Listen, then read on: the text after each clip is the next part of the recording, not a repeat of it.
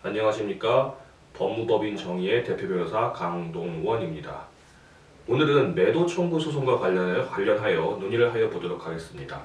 최근 저희 사무실에 찾아오시는 의뢰인들 중에 억울함을 호소하시는 분들이 많이 있는데요. 이 중에 대표적인 경우가 매도 청구 소송을 당하고 나서, 그러니까 수년 전에 매도 청구 소송이 끝나서 조합이 돈을 주지 않아서 그냥 살고 있었는데, 이제 몇 년이 지난 지금에 와서야 조합이 몇 년 전에 판결문에서 정해진 돈을 주면서 나가라고 한다.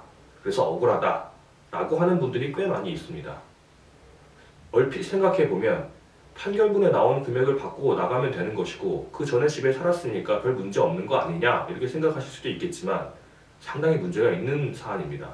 왜냐하면 잘 아시다시피 최근 몇 년 사이에 전국적으로 부동산 가격이 상당히 상승을 하였습니다. 그런데 수년 전에 매도 청구 소송에서 정해진 금액을 받고서는 지금 살고 있는 곳과 유사한 지역에 집을 구할 수가 전혀 없습니다. 심각한 경우는 전세금도 되지 않는 경우가 상당히 있죠.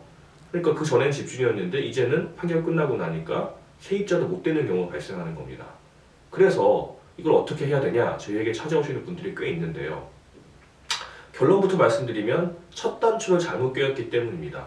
이 매도 청구 소송이나 현금 청산 소송이나 기타 이 재건축 재개발 소송과 관련하여 전문 변호사가 처음부터 나섰다고 한다면 애초에 이 사건 같은 경우는 반소를 했었을 것입니다.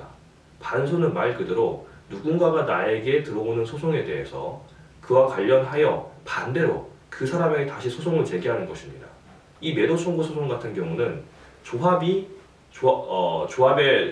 설립에 동의하지 않은 사람에게 매도 청구를 했을 때 그 매도 청구를 받은 사람이 조합에게 반대로 내가 매도를 하는 것은 인정하지만 그에 대한 돈을 주라 이렇게 청구를 하는 것이지요. 그렇게 되면 나중에 이와 같이 조합이 소송이 끝나가도 돈을 주지 않게 되는 경우 우리가 집을 비워주고 곧바로 조합에게 조합 계좌에 계좌 압류 및 추심 명령 신청을 해서 돈을 받거나 아니면 우리가 집을 비워주고 그 기간 동안 연 20% 내지 15%의 지연이자를 받거나 해서 이와 같이 조합이 판결이 끝나고 나서도 수년 동안 돈을 주지 않을 때 우리에게 발생할 수 있는 리스크를 없앨 수가 있는 것입니다. 근데 애초에 반소를 하지 않은 것이지요. 그냥 조합이 소송이 들어왔으니까 법원에서 감정을 할 것이고 그 감정가대로 그냥 받으면 돈 받고 나가면 된다. 안 주는 경우는 그냥 살면 되지 않는 것이냐 이렇게 생각하는 경우가 많이 있습니다.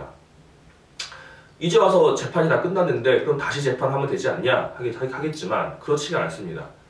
재판이 마음에 들지 않는다고 자기 마음대로 계속 소송을 제기할 수 있으면은 우리나라 사법체계가 유지되지가 않겠죠. 이 전문 용어로는 기판력이라고 하는데요. 이미 한번 정해진 확정 판결과 동일한 또는 그 기판력이 미치는 소송은 다시 제기할 수가 없습니다. 제기하게 되면 법원에서는 판단하지도 않고 기각도 아닌 각하를 하게 됩니다. 재판도 하지 않는다는 것이죠. 그러면 여기에 관해서는 어떤 방법이 있을까요? 저희가 수많은 사례를 보면서 저희가 논리를 한번 개발을 해봤는데요. 이와 관련하여서는 저희 회사에서 이와 관련한 칼럼은 저희 회사 블로그에 기재를 하여 놓았으니 한번 보시고요. 다음 번 동영상에서 다시 한번 제가 논의를 하여 보도록 하겠습니다.